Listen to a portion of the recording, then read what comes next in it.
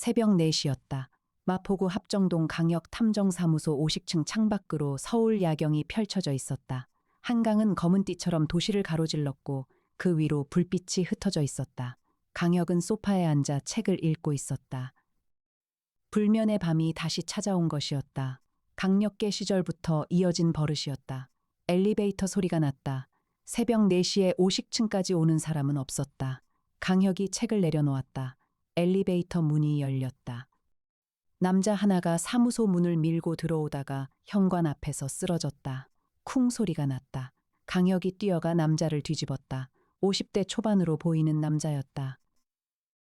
정장을 입고 있었지만 재킷이 찢겨 있었고 왼쪽 옆구리에 피가 배어 있었다. 남자의 눈이 가늘게 열렸다. 강혁 탐정, 예, 저입니다. 남자가 입술을 움직였다. 강혁이 귀를 가져다 댔다. 넷. 남자가 손가락을 들어 바닥을 두드렸다. 4번, 또 4번, 그리고 또 4번. 강혁이 핸드폰을 들었다. 애나 씨, 지금 사무소로 빨리 와줘요. 부상자가 있어요. 이애나가 달려오는데 7분이 걸렸다. 사무소에서 3분 거리에 살았지만 장비를 챙기는데 시간이 걸린 것이었다. 그녀가 들어왔을 때 남자는 소파에 누워 간신히 의식을 유지하고 있었다. 이애나가 즉시 응급처치 키트를 열었다. 상처를 확인했다. 자상입니다. 깊지는 않아요. 그런데 혈압이 많이 떨어졌습니다. 뭔가를 맞은 것 같습니다. 남자가 다시 강혁의 손목을 잡았다. 네, 4개가 있습니다. 코드명 사황. 이 나라를 집어삼키려 합니다. 사황이 뭡니까? 남자가 눈을 감았다.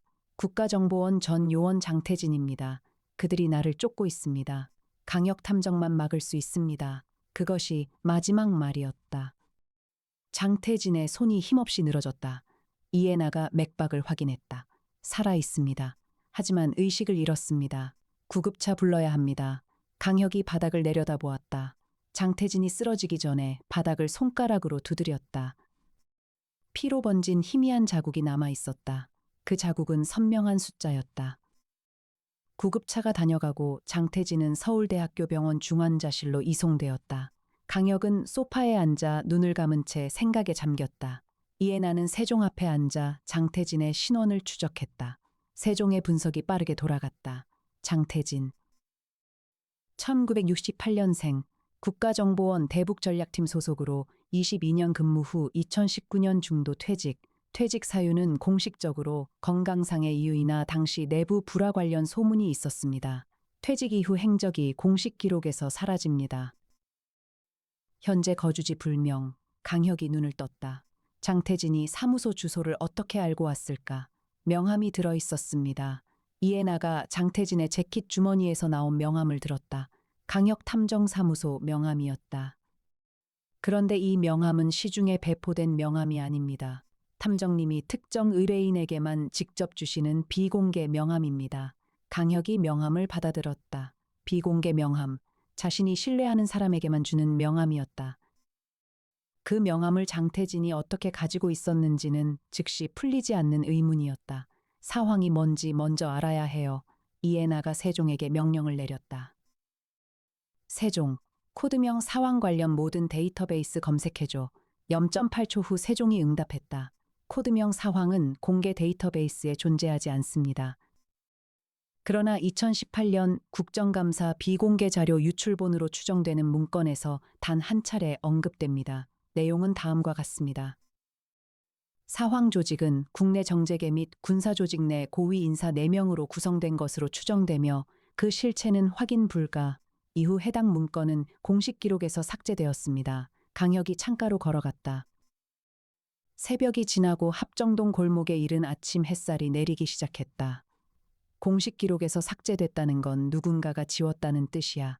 권한이 있는 사람이 지운 겁니다. 권한이 있다는 건 권력이 있다는 뜻이야. 사황 조직이 직접 지운 거겠지. 이애나가 데이터를 계속 분석했다. 강혁이 형 강민혁에게 전화를 걸었다. 신호가 3번 갔다. 혁아, 새벽에 무슨 일이야? 형, 사황이라는 코드명 들어본 적 있어. 전화기 너머로 짧은 침묵이 흘렀다. 그것이 강혁에게는 대답이나 다름없었다. 강민혁은 모르는 것에 대해 침묵하지 않았다. 아는 것에 대해 침묵하는 사람이었다. 혁아, 그거 어디서 들었어?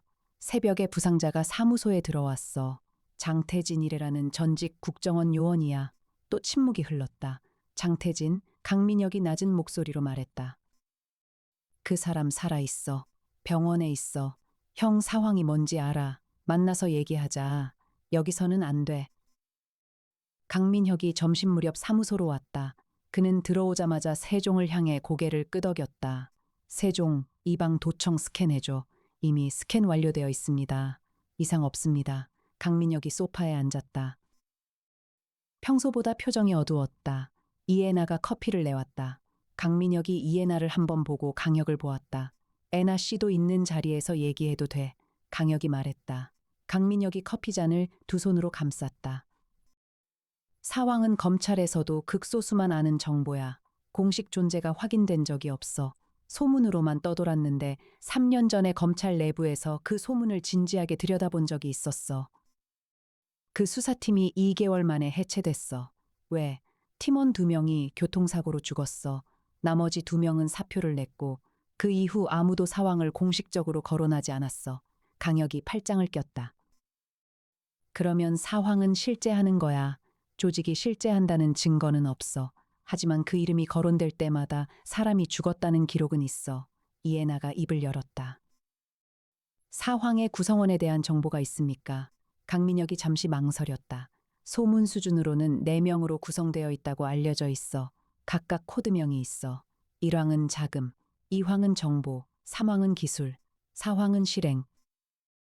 한국 사회 최상위 권력층 안에 숨어있는 사람들이야. 강혁이 일어섰다. 장태진이 그 조직에서 빠져나온 거야. 내가 그렇게 봐. 장태진이 국정원에서 퇴직할 때 불화가 있었다고 했는데 그게 사황과 관련된 일일 가능성이 있어. 형, 이거 나한테 맡겨도 돼. 강민혁이 강혁을 오랫동안 바라보았다. 검찰 고위 간부로 3년을 살아온 형이었다. 권력의 생리를 가장 잘 아는 사람이었다. 그 사람이 지금 망설이고 있었다. 혁아, 이건 지금까지 네가 해온 사건들과 차원이 달라. 사황이 진짜 존재하고 그들이 너를 주목하기 시작하면 나도 막을 수 없어. 알아. 그래도 할 거야. 형이 나라면 안 했겠어. 강민혁이 커피를 다 마시고 잔을 내려놓았다. 장태진이 의식을 되찾으면 바로 연락해. 그 전에 내가 할 수 있는 선에서 자료를 좀 더 찾아볼게. 강민혁이 나갔다. 이해나가 강혁을 보았다. 탐정님, 방금 형사님이 하신 말이 걱정되지 않으십니까? 강혁이 창가를 보았다. 한강 위로 낮 햇살이 쏟아지고 있었다. 걱정은 항상 해요. 하지만 걱정이 이유가 되면 아무것도 못해. 오후 3시에 전화가 왔다. 서울대학교 병원 중환자실이었다. 장태진 씨가 방금 사망했습니다. 심장마비로 확인됩니다. 강혁이 즉시 병원으로 이동했다. 이해나가 운전하는 최고급 승용차가 서울대 병원 앞에 섰을 때 이미 경찰이 나와 있었다. 강혁이 의사를 만났다. 중환자실 내에서 심장마비가 발생했습니다. 입원 당시 상태가 좋지 않았고 강혁이 말을 잘랐다. 몇 시에 사망했습니까? 오후 2시 47분입니다. 장태진 씨를 제 사무소에서 이송하기 전에 저한테 사왕이라는 코드명을 언급했습니다. 사망 경위를 정밀 부검해 주십시오. 의사가 망설였다. 강혁이 한 걸음 가까이 섰다. 중환자실 CCTV는 확인하셨습니까? 아직입니다. 확인해 주십시오. 지금 CCTV를 확인하는데 20분이 걸렸다. 영상에서 중요한 것이 나왔다. 장태진이 입원하고 2시간 후 병실 복도에 간호복을 입은 인물이 지나갔다. 그 인물은 복도 중간에서 장태진의 병실 방향을 한번 보고 지나쳤다. 이해나가 즉시 세종에게 영상을 전송했다. 세종이 얼굴 인식을 시도했다. 마스크와 모자로 하관이 가려져 있어 얼굴 인식이 불가합니다. 그러나 걸음걸이 분석 결과 해당 인물의 보폭과 발각도 패턴이 특수 군사 훈련을 받은 사람의 보행 특성과 일치합니다. 군사 훈련을 받은 사람. 강혁이 병실 안으로 들어갔다. 장태진의 시신이 침대에 누워 있었다. 강혁이 시신 주변을 살폈다. 있는 것, 없는 것, 어색한 것. 침대 난간 가장자리에 아주 작은 점이 찍혀 있었다. 바늘 끝만한 크기였다. 피부를 관통한 주사 자국이 아니었다. 외부에서 찔린 것이었다. 송태풍 박사 병원으로 와줘요. 긴급이야. 송태풍 박사가 40분 만에 도착했다. 그는 현장을 살피더니 침대 난간점 옆에 있는 극미량의 물질을 채취했다. 분석에 1시간 필요합니다. 1시간 후 결과가 나왔다. 합성 심장 독소입니다. 혈관에 직접 투여 시 심장마비를 유발합니다. 체내에서 6시간 이내에 분해되기 때문에 일반 부검으로는 검출이 거의 불가능합니다. 강혁이 눈을 감았다. 장태진은 살해당한 것이었다. 그리고 그것은 사왕이 이미 사무소를 주시하고 있다는 뜻이었다. 사무소로 돌아온 강혁은 화이트보드 앞에 섰다. 세종이 수집한 정보를 모니터에 올렸다. 이해나와 송태풍 박사와 나정희가 회의실에 둘러앉았다. 강혁이 말하기 시작했다. 장태진이 내게 전달하려 했던 정보가 있어. 그 정보는 장태진이 죽으면서 사라졌어. 우리가 가진 건 코드명 사황과 숫자 4개뿐이야. 그런데 장태진은 죽기 전에 특별히 넷을 강조했어. 단순히 조직원이 4명이라는 것 이상의 의미가 있을 거야. 이해나가 태블릿을 펼쳤다. 장태진의 퇴직 당시 국정원 내 동료를 추적하고 있습니다. 당시 같은 팀에 있었던 인물이 3명 남아 있습니다. 현재 1명은 현직이고 2명은 민간에 나와 있습니다. 연락할 수 있어요. 위험할 수 있습니다. 사황이 장태진을 제거한 속도를 보면 정보가 새면 즉시 움직이는 조직입니다. 강혁이 화이트보드에 4개의 원을 그렸다. 1황, 2황, 3황, 4황. 각각의 역할이 자금, 정보, 기술, 실행이라고 형이 말했어. 장태진을 병원에서 죽인 사람은 실행 역할이야. 그 사람이 사황이거나 사황의 직속 부하야. 그렇다면 3황인 기술 부문이 특수 독소를 만든 겁니다. 송태풍이 끼어들었다. 저 독소는 일반적으로 구할 수 있는 물질이 아닙니다. 고도의 화학 합성 기술이 필요합니다. 국내에서 그 수준의 합성 능력을 가진 기관은 손에 꼽힙니다. 어느 기관입니까? 군화학연구소, 국방과학연구소, 그리고 세계 이하의 민간 제약 연구기관입니다. 강혁이 그 정보를 메모했다. 나정희가 손을 들었다. 장태진이 새벽에 사무소에 왔을 때 그 사람을 추적하던 조직이 이미 따라오고 있었다면 사무소 위치도 노출됐을 겁니다. 강혁이 나정희를 보았다. 맞아요. 그래서 오늘부터 이 사무소에 추가 보안 레이어를 가동해요. 세종, 외부 침입 감지 시스템 최고 레벨로 올려줘. 완료했습니다. 이해나가 세종 쪽으로 이동했다. 탐정님, 장태진이 가지고 있던 강혁 탐정사무소 비공개 명함. 그 명함이 어떻게 그 사람 손에 들어갔는지 추적하고 있습니다. 명함의 물질을 분석했습니다. 잉크 성분이 강혁 사무소 명함 제작 업체 것이 맞습니다. 그런데 명함 뒷면에 매우 작은 글씨로 무언가가 적혀 있었습니다. 이해나가 현미경 사진을 모니터에 띄웠다. 명함 뒷면에 아주 작은 글씨로 숫자와 문자가 적혀 있었다. KCR 2127. 강혁이 그 코드를 보았다. 이게 뭔지 세종이 알 수 있어요. 현재 분석 중입니다. 3분 후 세종이 응답했다. K4는 국가기록원 제3열람실 코드입니다. R22는 열람실 내 서가 번호, D17은 서가 내 문서 번호입니다. 장태진이 국가기록원에 무언가를 숨겨둔 것으로 추정됩니다. 강혁이 일어섰다. 내일 아침 국가기록원에 가야 해요. 국가기록원은 서울 서초동에 있었다. 이해나가 전날 밤 열람 신청을 완료해 두었다. 강혁이 오전 9시에 도착하자 이해나는 이미 열람실 앞에서 기다리고 있었다. 제3열람실은 비공개 역사 자료를 보관하는 곳이었다. 특정 문서는 국가안보를 이유로 30년 이상 비공개로 유지되었다. R22서가 D17, 강혁이 서가 앞에 섰다. 있는 것, 없는 것, 어색한 것, D17자리가 비어 있었다. 그러나 자리 옆 D16급 문서 뒤편으로 작은 종이 한 장이 삐져나와 있었다. 강혁이 꺼냈다. 에잇의 용지 반 장짜리 쪽지였다.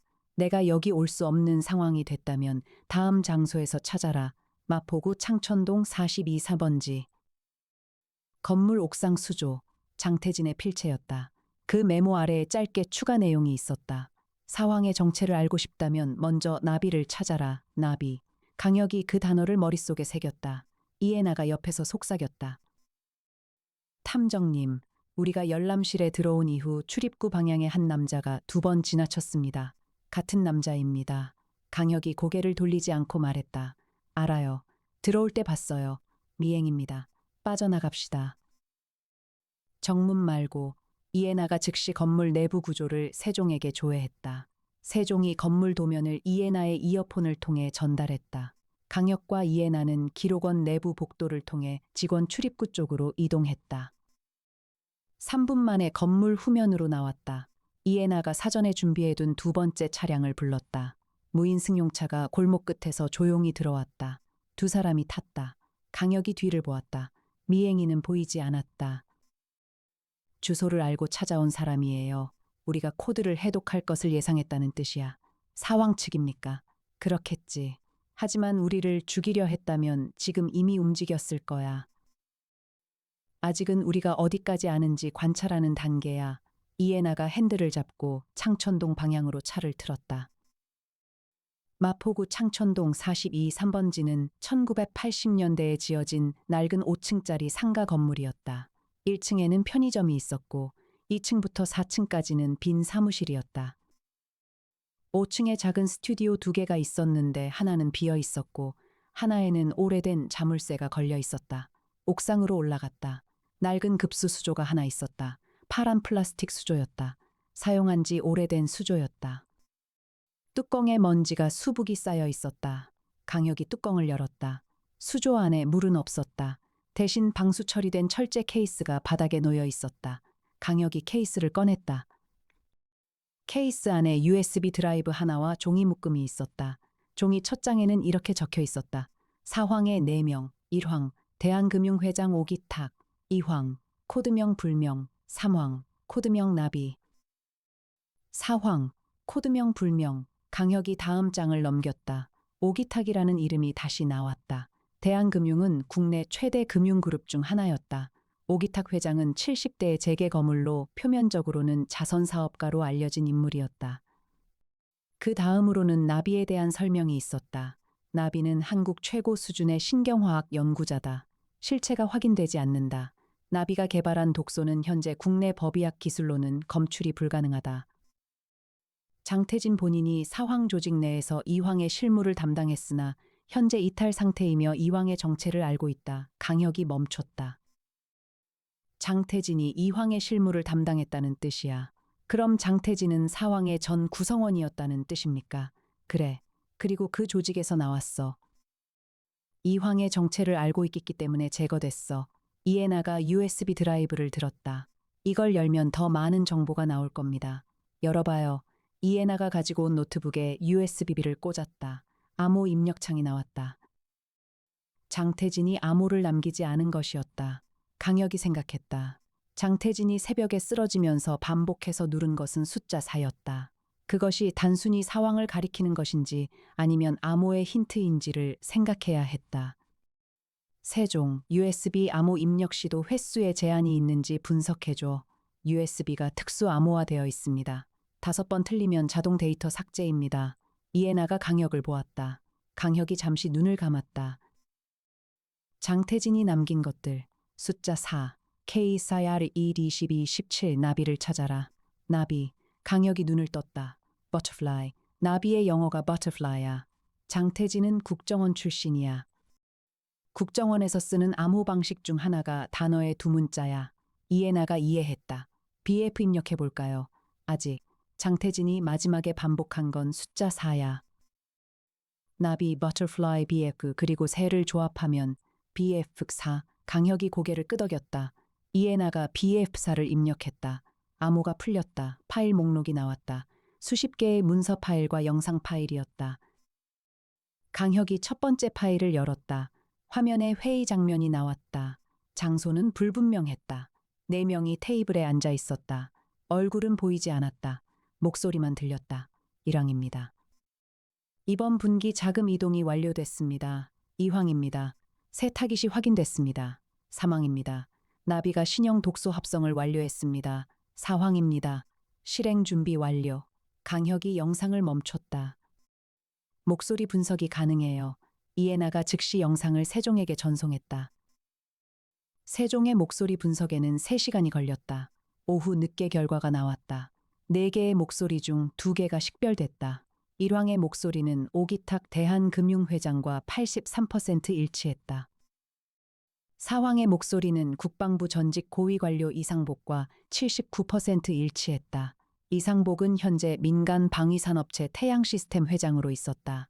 이황과 사망은 식별 불가였다. 강혁이 그 이름들을 화이트보드에 적었다. 오기탁, 자금. 이상복, 실행. 이황 불명, 정보, 사망나비, 기술. 오기탁과 이상복은 외부에서 접근이 가능한 인물들이에요. 두 사람을 직접 만날 이유를 만들어야 해요. 이에나가 오기탁에 대한 프로파일을 출력했다. 오기탁 회장은 이번 달에 한국근현대사 문화재 경매에 참가합니다. 경매 사전 자문을 제공한다는 명목으로 접근이 가능합니다. 오기탁 회장이 문화재 수집에 열심이라는 것은 공개된 정보입니다. 이에나 씨가 미리 준비해뒀군요. 탐정님이 방향을 잡자마자 움직였습니다. 강혁이 짧게 웃었다. 경매는 언제야? 모레입니다. 서울 강남 코엑스 경매장입니다. 준비해줘요. 코엑스 경매장은 서울 강남의 중심부에 있었다. 1920년대 일제강점기 유물과 독립운동 관련 문서가 이번 경매의 주요 품목이었다. 오기탁 회장은 이런 경매에 빠지지 않는다는 것이 업계 정설이었다. 강혁은 자문역 명함을 만들고 이에나와 함께 경매장에 들어갔다. 오기탁은 쉽게 눈에 띄었다. 72살이었지만 체격이 다부지고 눈빛이 날카로웠다. 보좌관 2명이 양옆을 붙어 있었다. 강혁이 자연스럽게 오기탁 옆 좌석으로 이동했다. 경매가 시작됐다. 1930년대 임시정부 관련 문서가 나왔다.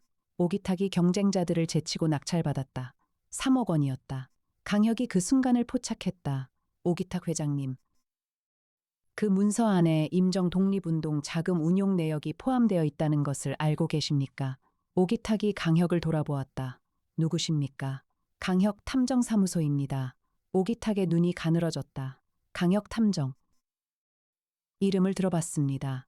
회장님, 잠시 조용한 곳에서 얘기를 나눌 수 있습니까?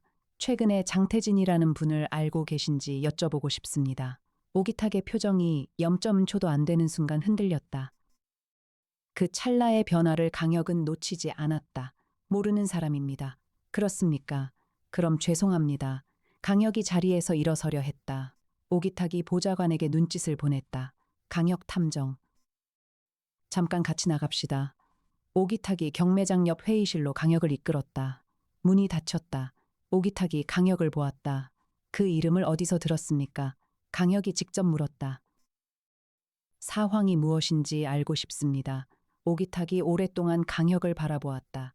그러더니 의자를 당겨 앉았다. 강혁 탐정. 당신이 그 이름을 알고 있다면 이미 위험한 상황에 있는 겁니다. 알고 있습니다. 그래도 계속 할 겁니까? 그래서 회장님을 찾아온 겁니다. 오기탁이 손을 마주 잡았다. 나는 사왕에서 나오고 싶습니다. 4년째 그 생각을 하고 있습니다. 하지만 빠져나가는 순간 죽습니다. 장태진처럼. 강혁이 눈을 좁혔다. 회장님이 직접 제게 오실 수는 없었던 겁니까? 사왕의 이황이 나를 감시하고 있습니다. 나의 모든 동선이 이황에게 보고됩니다. 이황이 누구입니까? 오기탁이 입술을 다물었다. 그 이름을 말하는 순간 나는 다음 날 죽습니다. 강혁이 기다렸다. 오기탁이 천천히 말했다. 이황은 우리 모두를 묶어두는 끈입니다. 나에 대한 모든 비밀을 알고 있습니다. 이상복에 대한 모든 것도 알고 있습니다. 나비에 대해서도 통제합니다. 이황이 사황 조직의 실질적인 핵심이군요. 이황이 없으면 사황은 존재하지 않습니다. 오기탁을 만난 날 밤 강혁은 사무소에서 늦게까지 앉아 있었다. 이황의 정체, 그것이 이 사건의 핵심이었다.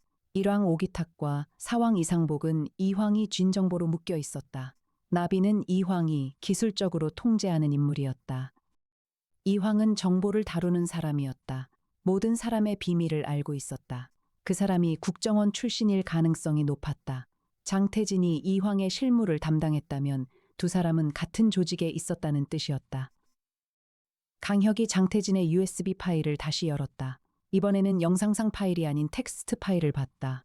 파일 이름은 나비의 역사였다. 열었다. 나비는 한 사람의 코드명이 아니다. 나비는 기술이다. 신경화학 독소 합성 기술의 이름이다. 그 기술을 개발한 사람은 과거 국방과학연구소 소속이었으며 현재는 민간에 나와 있다. 이름은 박수빈. 현재 서울대학교 화학과 교수로 재직 중이다. 강혁이 즉시 이해나에게 전화를 걸었다. 이해나가 10초 만에 받았다. 박수빈 서울대 화학과 교수. 신원과 동선 파악해줘요. 지금 당장. 전화를 끊고 강혁이 일어섰다. 세종이 이미 작업을 시작하고 있었다. 30분 후 이해나가 다시 전화를 걸었다. 탐정님, 박수빈 교수가 오늘 밤 연구실에 있습니다. 서울대 내 화학동에 불이 켜져 있고 교수 증명 차량이 주차된 상태입니다. 지금 바로 가요. 이미 차 뺐습니다. 지하 주차장으로 내려오세요. 서울대학교 화학동은 밤 10시에도 연구실 불빛이 켜져 있었다. 강혁이 박수빈 교수의 연구실 문을 두드렸다. 들어오세요. 박수빈은 50대 초반의 여성이었다. 흰 실험복을 입고 현미경을 들여다보고 있었다. 안경 너머로 강혁을 보았다. 누구시죠? 강혁 탐정사무소입니다. 나비에 대해 여쭤보러 왔습니다. 박수빈의 손이 멈췄다. 그녀가 천천히 현미경에서 눈을 뗐다. 강혁을 보았다. 그리고 강혁 뒤에 이해나를 보았다. 그 이름을 어떻게 알고 왔습니까? 장태진 씨가 남긴 기록에서 나왔습니다. 박수빈이 조용히 일어나 연구실 문을 닫고 블라인드를 내렸다. 앉으세요. 세 사람이 앉았다. 박수빈이 말하기 시작했다. 그녀는 20년 전에 국방과학연구소에서 신경화학 독소 연구를 했다. 그 연구는 국방 목적으로 시작됐지만 어느 순간부터 연구 결과물이 민간 비밀 조직으로 유출되고 있다는 사실을 알았다. 보고했지만 묵살당했다. 그 이후 그녀는 민간으로 나왔다. 서울대 교수가 됐다. 그리고 조용히 살고 있었다. 그런데 3년 전에 협박이 들어왔습니다. 예전 연구 자료가 유출되면 국가기밀 누설죄로 처벌받게 된다는 것이었습니다. 실제로는 내가 연구소에서 나온 이후 누군가가 내 연구를 가져가 무기화했는데 그 책임을 나에게 씌우는 구조였습니다. 그게 사왕이 당신을 통제하는 방식이군요. 예, 그들은 나를 나비라고 불렀습니다. 내 연구의 이름이자 나를 묶어두는 사슬이었습니다. 강혁이 물었다. 이황이 누구인지 알고 있습니까? 박수빈이 눈을 감았다. 이황의 이름을 말하는 것이 얼마나 위험한 일인지 알고 있습니다. 알고 있습니다. 그래도 말해줄 수 있습니까? 박수빈이 눈을 떴다. 모릅니다. 강혁이 그 대답을 받아들였다. 그러나 박수빈이 거짓말을 하고 있다는 것은 이해나도 보고 있었다. 이해나가 나중에 강혁에게 눈짓을 보냈다. 이황이 여기 오거나 연락을 한 적이 있습니까? 연락은 항상 중간 사람을 통해서 합니다. 직접 나타난 적은 없습니다. 중간 사람은 누구입니까? 안지호라는 사람입니다. 현재 국정원 현직 요원입니다. 강혁이 그 이름을 기억했다. 사무소로 돌아오는 차 안에서 이해나가 말했다. 박수빈 교수가 이황의 정체를 알고 있습니다. 말하지 않는 것입니다. 알아요. 그냥 넘어간 거야. 왜요? 박수빈 교수를 압박해서 이황을 알아낸다고 해도 박수빈 교수가 위험해져요. 그 사람은 이미 충분히 오래 위험 속에 있었어요. 이해나가 운전하면서 잠시 강혁을 보았다. 탐정님이 그런 이유로 넘어가시는 분인지 몰랐습니다. 지금 놀란 거야요. 이해나가 앞을 보며 말했다. 아니요. 알고 있었습니다. 사무소에 도착하자 세종이 안지호의 신원을 이미 분석해두고 있었다. 안지호. 42세. 국가정보원 내부 감찰팀 소속. 2019년 장태진 퇴직 당시 감찰 담당자였다. 강혁이 그 부분에서 멈췄다. 장태진의 퇴직을 처리한 사람이 안지호였다. 안지호가 이황이야. 이해나가 고개를 들었다. 확실합니까? 확실하지는 않아. 하지만 모든 정보가 그 방향을 가리키고 있어. 장태진을 퇴직시킨 사람, 박수빈을 협박하는 중간 다리. 현직 국정원 요원으로 모든 사람의 정보에 접근 가능한 사람. 이해나가 세종에게 명령을 내렸다. 세종, 안지호 최근 2주 동선 파악해줘. 세종이 분석을 시작했다. 강혁이 형 강민혁에게 전화를 걸었다. 형, 국정원 안지호라는 사람 아는 사람 있어. 뭔지 알아봐줘, 안지호. 강민혁이 잠시 생각하는 소리가 들렸다. 내부 감찰팀 아니야. 맞아. 그 팀은 외부에서 접근하기 어려워. 검찰도 조심스러운 영역이야. 그래도 알아봐줘. 알았어. 혀가 조심해. 그날 밤이 문제였다. 자정이 지나서 세종 알림이 울렸다. 오기탁 회장 관련 긴급 소식입니다. 30분 전 오기탁 회장이 자택에서 사망했습니다. 심장마비로 신고됐습니다. 강혁이 벌떡 일어났다. 오기탁이 죽었다.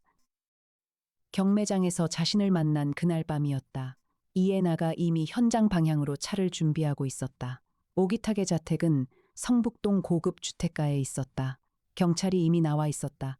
강혁이 강민혁에게 전화를 걸었다. 형, 오기탁 회장 사망 현장 들어갈 수 있게 해줘. 이미 연락받았어. 혀가 들어가. 내가 말해뒀어. 강혁이 현장 안으로 들어갔다. 오기탁은 서재에서 쓰러진 채 발견됐다. 의사가 심장마비로 초기 진단을 내렸다. 강혁이 서재 안을 살폈다. 있는 것, 없는 것, 어색한 것. 서재 책상 위에 찻잔이 하나 있었다. 차가 반쯤 남아 있었다. 강혁이 그 찻잔을 들었다. 이해나 씨, 2차 성분 분석해줘요. 이해나가 즉시 샘플을 채취했다. 1시간 후에 결과 나옵니다. 강혁이 서재를 더 살폈다. 오기탁의 책상 서랍이 열려 있었다. 서랍 안이 비어 있었다. 무언가를 가져간 흔적이었다. 그런데 다른 서랍들은 모두 닫혀 있었다. 특정 서랍만 가져갔어요. 이해나가 고개를 끄덕였다. 1시간 후 차 성분 분석 결과가 나왔다. 장태진에게 사용된 것과 동일 계열의 합성 독소입니다. 농도는 달랐지만 원리가 동일합니다. 나비의 독소였다. 오기탁도 살해당한 것이었다. 강혁이 서재 입구에 서서 집 전체를 둘러보았다. 사황이 움직이고 있었다. 경매장에서 오기탁과 만난 것이 관찰됐고 사황은 오기탁이 정보를 넘겼다고 판단해 제거한 것이었다. 이제 이황이 직접 나오기 시작한 거야. 사무소로 돌아온 강혁은 소파에 오래 앉아 있었다. 이해나가 차를 내왔다. 말없이 옆에 앉았다. 탐정님, 지금 어떻게 하실 겁니까? 강혁이 차잔을 들었다. 이황을 밖으로 끌어내야 해요. 어떻게요? 미끼가 필요해요. 미끼가 뭔지. 강혁이 이해나를 보았다. 나야요. 이해나의 눈빛이 변했다. 무슨 말씀이십니까? 이황이 지금 나를 주시하고 있어요. 오기탁을 제거한 것도 내가 오기탁에게 너무 가까이 갔기 때문이야. 이황은 내가 얼마나 알고 있는지 파악하려고 할 거야. 내가 더 알고 있는 것처럼 행동하면 이황이 직접 나올 수밖에 없어요. 탐정님이 이황의 타깃이 된다는 뜻입니다. 그래요. 이해나가 강혁을 보았다. 표정이 평온했지만 눈빛이 흔들렸다. 반대합니다. 알아요. 그래도 하실 겁니까? 다른 방법이 없어요. 이해나가 잠시 침묵했다. 그럼 준비를 완벽하게 해야 합니다. 그건 이해나 씨 몫이야요. 이해나가 일어섰다. 세종, 작전 시뮬레이션 시작해줘. 미끼 작전. 강혁 탐정님이 타깃이 되는 상황에서 이황을 포착하는 시나리오야. 세종이 즉시 응답했다. 시뮬레이션 시작합니다. 강혁이 작전을 짰다. 핵심은 강혁이 이황의 손에 중요 증거를 넘기려 한다는 소문을 퍼뜨리는 것이었다.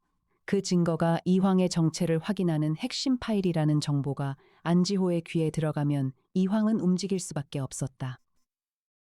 강민혁이 그 정보를 검찰 내 루트로 흘리는 역할을 맡았다. 이틀 후 반응이 왔다. 익명의 연락이 들어왔다. 강혁 탐정, 당신이 가진 파일에 대해 얘기하고 싶다. 강혁이 만남을 수락했다. 장소는 상대방이 정했다.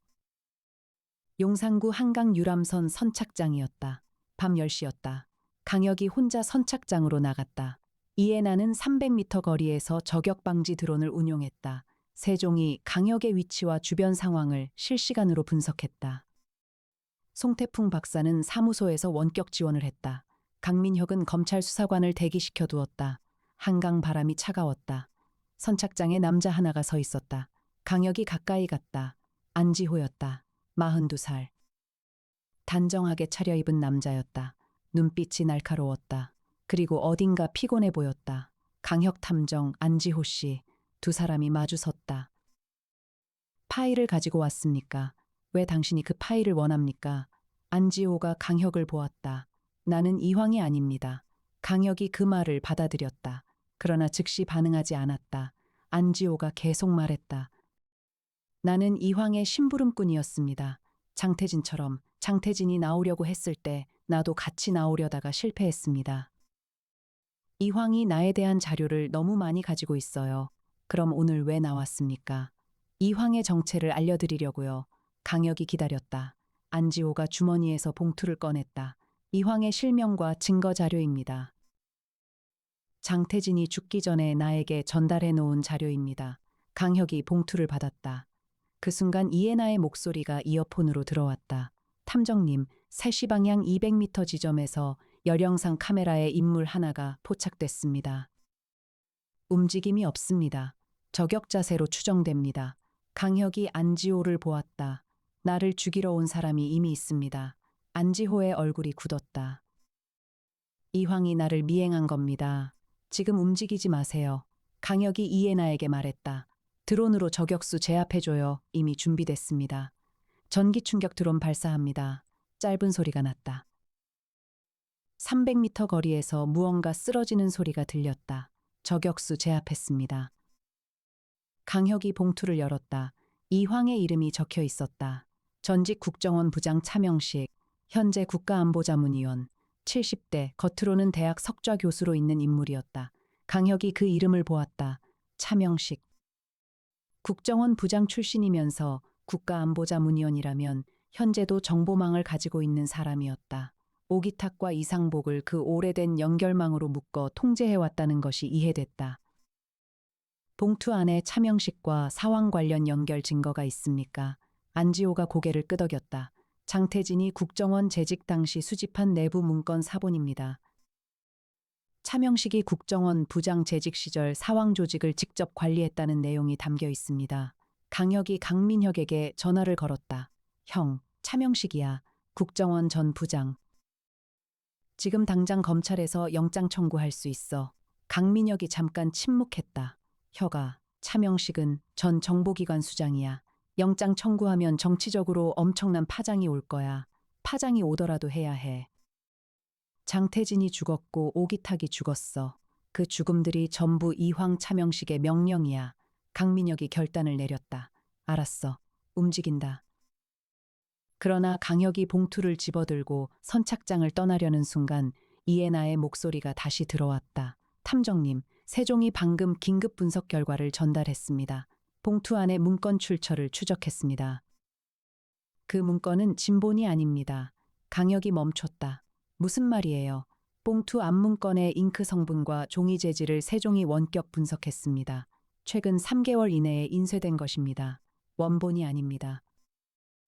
위조된 문건입니다. 강혁이 안지호를 돌아보았다. 안지호가 강혁을 보고 있었다. 표정이 달랐다. 아까까지의 피곤해 보이던 남자의 표정이 아니었다. 이황이 누구인지 이제 알겠습니까? 안지호의 목소리가 달라졌다. 강혁이 천천히 이해했다. 차명식은 이황이 아니었다. 안지호가 이황이었다.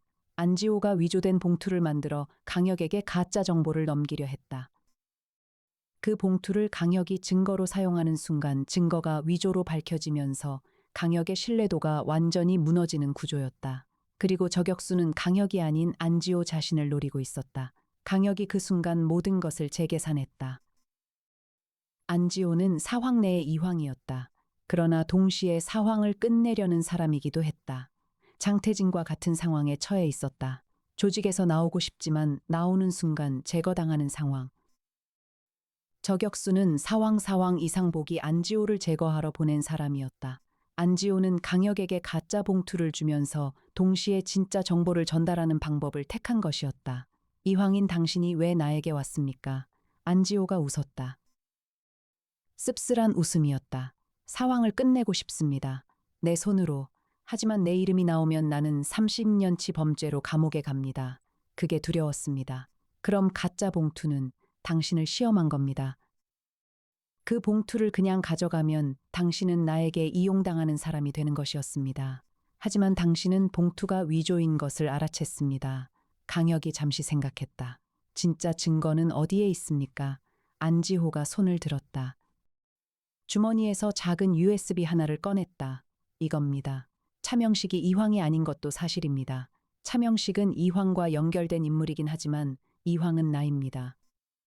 그리고 이 USB에는 내가 22년 동안 기록한 사황의 모든 활동이 담겨 있습니다. 오기탁 살해 지시 내역, 이상복의 독소 사용 내역, 나비 박수빈에 대한 협박 내역 전부입니다. 당신 자신을 포함해서, 나 자신을 포함해서 강혁이 USB를 받았다. 강민혁이 수사관들과 함께 한강 선착장에 도착했다. 안지호는 스스로 수갑을 내밀었다. USB의 내용이 검증되는데 이틀이 걸렸다. 송태풍 박사와 이해나가 파일 진본 여부를 분석했고 세종이 교차 검증을 수행했다. 이틀 후 결과가 나왔다. USB의 내용은 전부 진본이었다. 22년치 기록이었다. 오기탁의 자금 운용 내역, 이상복의 실행 명령서, 박수빈에 대한 협박 내용, 그리고 사황이 지난 20년 동안 은밀하게 제거한 인물 13명의 명단이 있었다. 장태진의 이름도 그 명단에 있었다. 이상복은 사무소에서 체포됐다. 박수빈은 피해자로 분류됐다. 오기탁은 이미 죽었다. 안지호는 자백을 조건으로 수사에 협조했다. 사황은 해체됐다.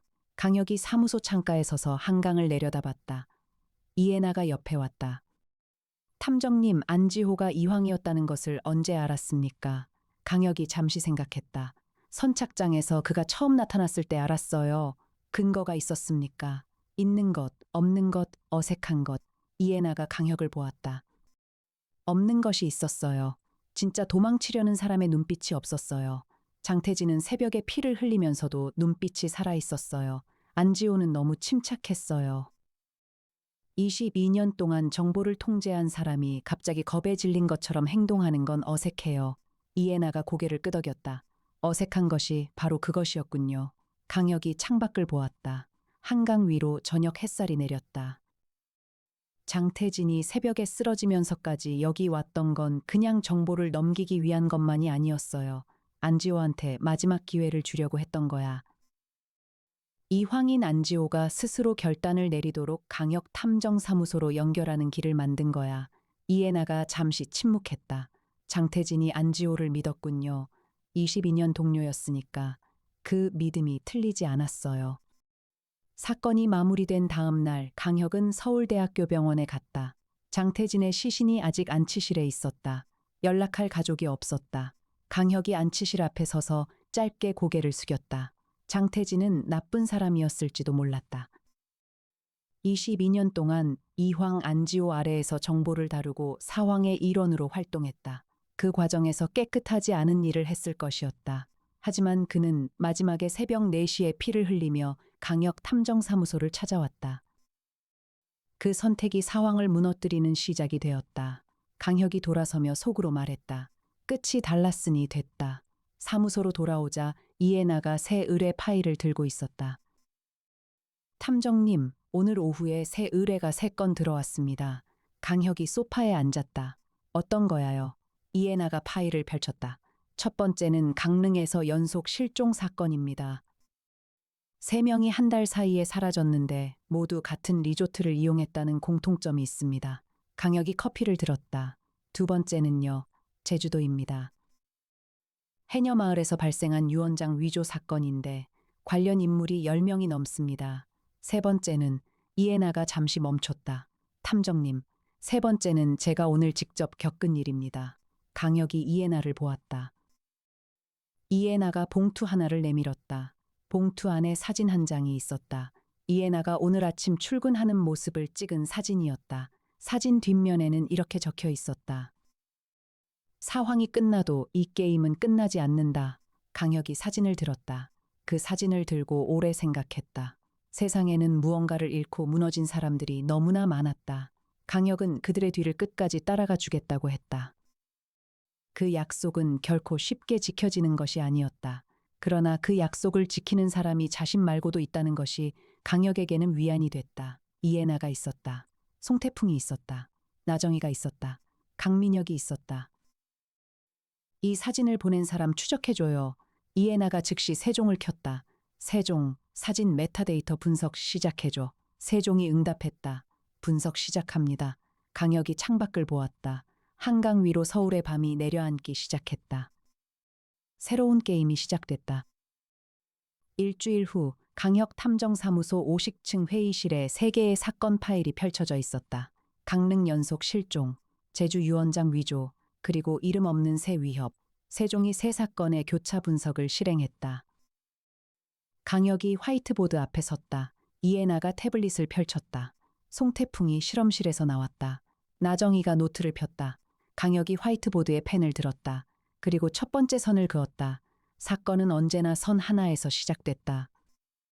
끝이 어디인지는 아무도 몰랐다.